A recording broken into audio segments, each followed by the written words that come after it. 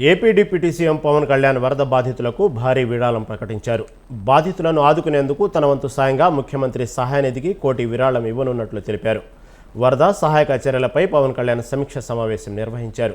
గత ప్రభుత్వం తీరు వల్లే ఈ ఇబ్బందులు తలెత్తాయని అన్నారు. అన్ని శాఖలు సమన్వయంతో పనిచేస్తున్నాయని తెలిపారు.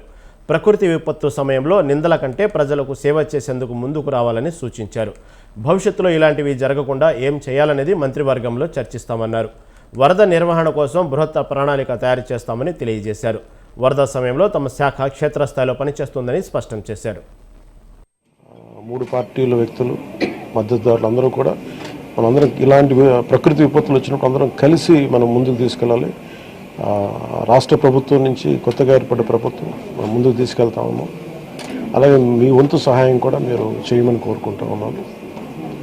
అలాగే నా సైడ్ నుంచి కూడా ఈ ప్రత్యేకించి రాష్ట్ర సీఎం రిలీఫ్ ఫండ్కి 1 కోటి రూపాయల నిధుల్ని నేను చంద్రబాబు గారి రాష్ట్ర ముఖ్యమంత్రి నిధికి నేను విరాళంగా ప్రకటిస్తున్నాను. ఈ సహాయ కార్యక్రమాలకి చిన్న ఒక పూర్తి స్థాయిలో ఏమాత్రం వాళ్ళకి వచ్చినా కానీ నాకు చాలా ఆనందం కలుగుతుంది. ఆ దిశగా రేపు కలిసి వారికి అందజేస్తున్న చెక్ ఒకటి. రాష్ట్ర హితువు కోరుకున్న ప్రతి ఒక్కరూ 3 పార్టీల వ్యక్తులు, మద్దతుదారులు అందరూ కూడా మనందరం ఇలాంటి ప్రకృతి విపత్తులు వచ్చినప్పుడు అందరం కలిసి